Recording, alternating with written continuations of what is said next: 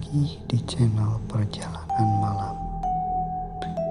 Hari ini saya akan membawakan sebuah cerita tentang kejadian di mana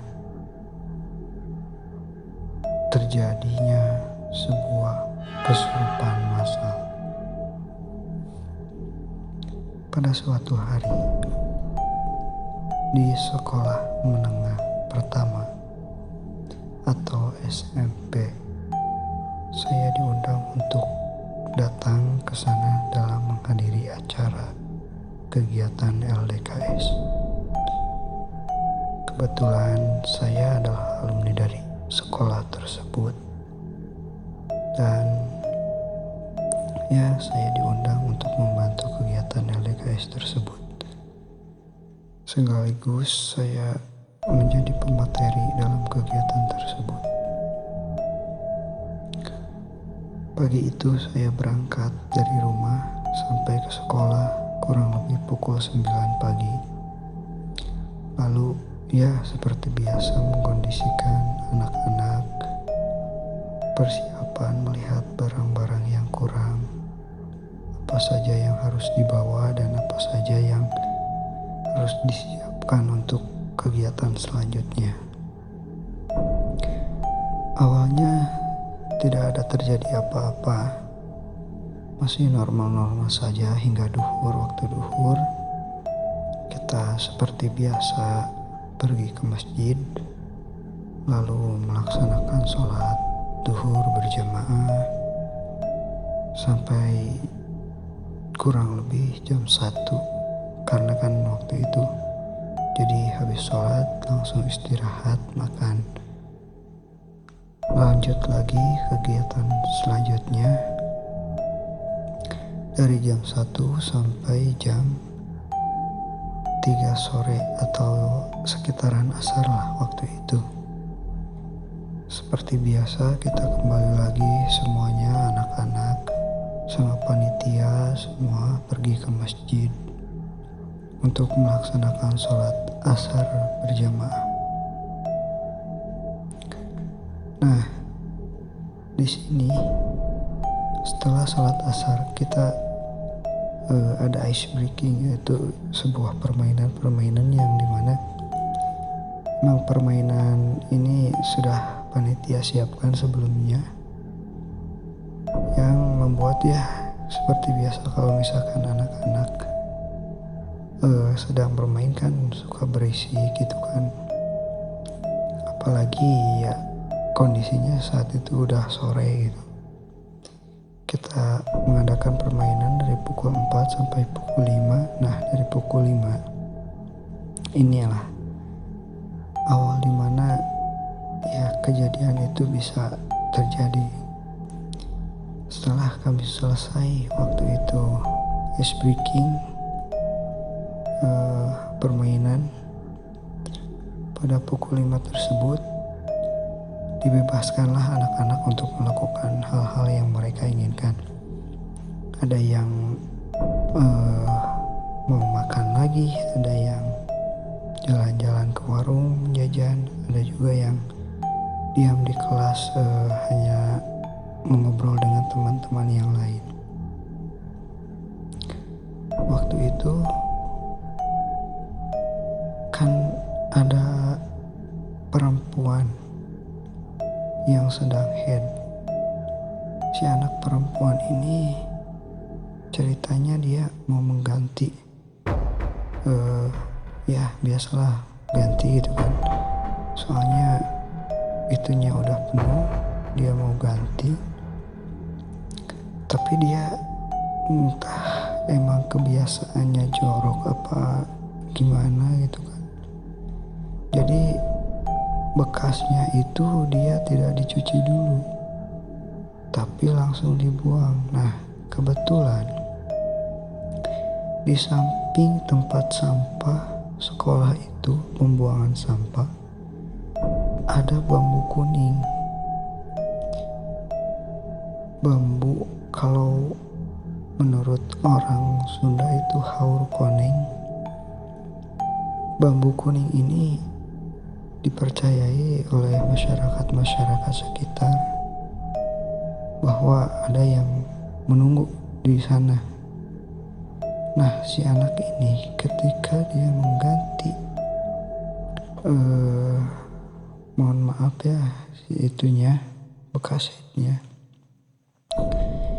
dia tidak mencucinya dulu tapi langsung dibuang begitu saja ke pembuangan sampah yang dimana emang dekat bambu kuning tersebut. Nah, sudahlah, dia tidak kenapa-napa, tiba-tiba masuk ke kelas seperti biasa. Menjelanglah waktu maghrib. Nah, disinilah mulainya keramaian yang terjadi. Waktu itu semua panitia dan peserta pergi lagi ke masjid karena ingin melaksanakan salat berjamaah. Sebelum pergi ke masjid, terjadilah sesuatu ke anak yang membuang kotoran tadi secara sembarangan. Tiba-tiba si anak tersebut pingsan di jalan waktu perjalanan ke masjid. Nah, digendonglah oleh panitia, dibawa lagi ke kelas. Nah, tiba-tiba waktu dibawa ke kelas, si anak tersebut tiba-tiba kerasukan itu kan. Tiba-tiba ngamuk, marah-marah, gak jelas. Pokoknya wah, dia marah-marah kayak yang pokoknya intinya kata-katanya itu, kalian mengganggu saya di sini katanya. Membuang kotoran sembarangan kena kepala saya katanya.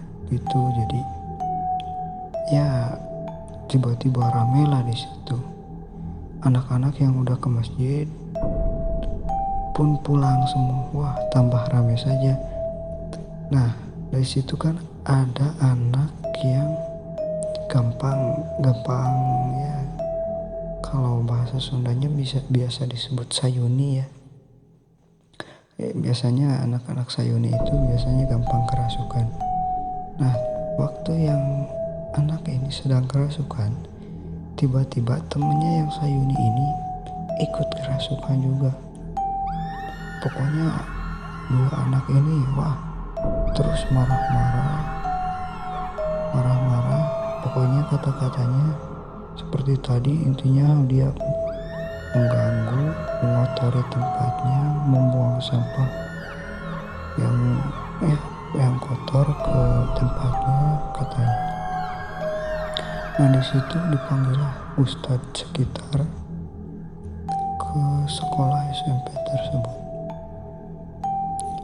Dipanggillah ustadz dan alhamdulillah kurang lebih pukul 7 semuanya sudah kembali lagi normal seperti biasa, dan dipulangkanlah kedua anak yang tadi kerasukan ini. Dipulangkan dengan setelah itu membaca doa sama-sama gitu kan, supaya tidak terjadi lagi hal-hal seperti itu. Bahkan itu dari saat itu di speaker sekolah itu langsung diputar ayat-ayat suci Al-Quran yang dimana untuk menghilangkan rasa takut lah waktu itu. Semalaman itu diputar terus ayat-ayat suci Al-Quran, dan waktu itu kan udah anak-anak yang kerasukan tadi udah dipulangkan, sementara anak-anak yang lain yang masih mengikuti kegiatan seperti biasanya sampai pukul 11. Nah, dari pukul 11 itu udah kasih tidur, langsung seperti biasa pukul 1 pos to pos. Alhamdulillah sampai subuh gak ada kejadian apa-apa. Hingga pulang pun pukul 8, kurang lebih pukul 8, pukul 9 waktu itu alhamdulillah gak ada kejadian apa-apa. Dan alhamdulillah acara ditutup pukul 10 semuanya bubar. Nah, selang dari situ entah kan, jadi ketika misal hari itu perpulangan itu hari Minggu, waktu hari Seninnya kan mereka yang tadi berdua kesurupan itu masuk lagi ke sekolah, datang lagi untuk sekolah seperti biasanya. Nah, disinilah terjadi yang dinamakan dengan kesurupan massal.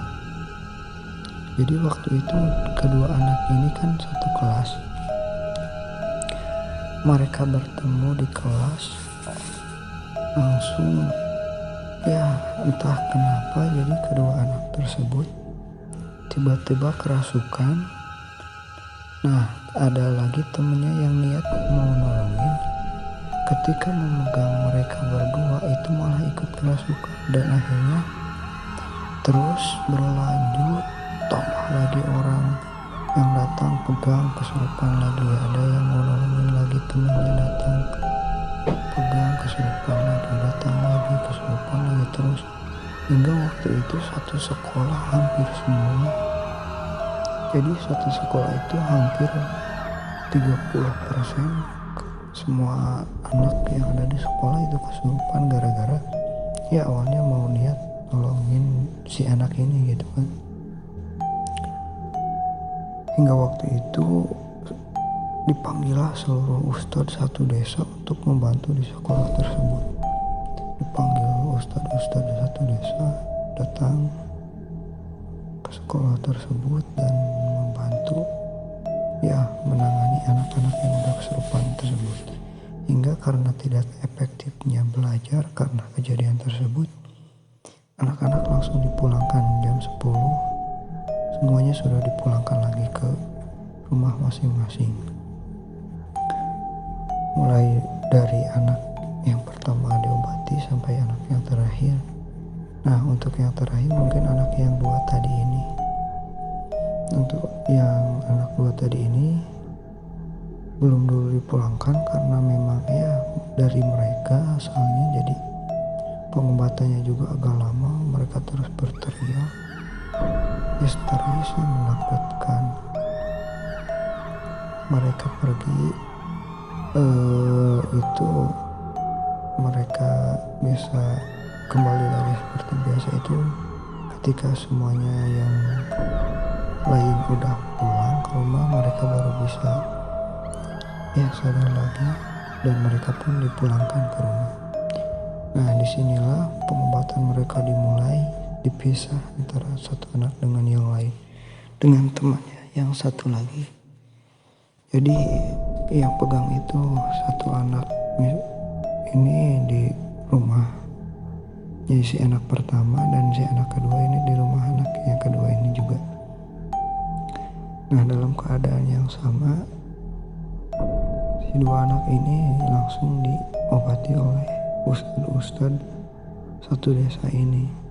Wah, ternyata memang ya karena kesalahan mereka yang sangat fatal, jadi lumayan lama juga, sampai kalau gak salah kurang lebih 6 jam mereka diobati, ya bahkan sampai bernegosiasi karena memang kecerobohan anak tersebut tadi. Jadi susah juga untuk mengobatinya. Setelah itu ya lama kelamaan ya bisa juga negosiasi dengan syarat mungkin katanya mereka bisa tidak mengganggu lagi anak-anak di sekolah, tapi harus mengadakan syukuran atau ya doa bersama di sekolah tersebut dengan adanya ya khususlah doa untuk mereka gitu kan. Dan akhirnya selama beberapa hari, 1 minggu sekolah diliburkan. Nah, dalam jangka waktu 1 minggu diliburkan tersebut diagendakanlah sebuah acara ya tadi acara doa bersama di sekolah tersebut 3 hari berturut-turut ya agar ya melaksanakan tadi. Mudah-mudahan ya berharapnya sih langsung tidak ada lagi gangguan gitu kan. Dan alhamdulillah setelah beberapa hari berdoa di sana, berdoa bersama, lalu ya masuk lagi karena udah libur kan 1 minggu, dimasukkan lagi semua anak-anak. Waktu hari pertama memang sih udah nggak ada lagi ya, udah nggak ada gangguan lagi. Cuman ketika hari kedua ada lagi, makanya ada lagi yang kesurupan, ya diliburkan lagi hari itu. Berdoa bersama lagi hari itu, dan besoknya nggak diliburkan lagi tapi masuk lagi. Dan alhamdulillah itulah mungkin kesurupan yang terakhir. Jadi ya ingat kejadian tersebut bukan karena orang lain, tapi karena kecerobohan anak itu sendiri. Tapi bisa menyusahkan orang lain karena emang kecerobohannya tersebut. Mungkin cerita ini cukup sekian. Mohon maaf bila ada kata-kata yang kurang. Lebih dan kurangnya mohon dimaafkan. Nantikan lagi cerita saya selanjutnya. Sekali lagi ini memang real gitu kan. Kalau lebih lengkapnya silahkan bisa komen-komen di bawah. Jangan lupa untuk yang hadir di channel saya ini, jangan lupa like, share, dan subscribe. Mungkin sekian dari saya, nantikan cerita saya lagi selanjutnya. Wassalamualaikum warahmatullahi wabarakatuh.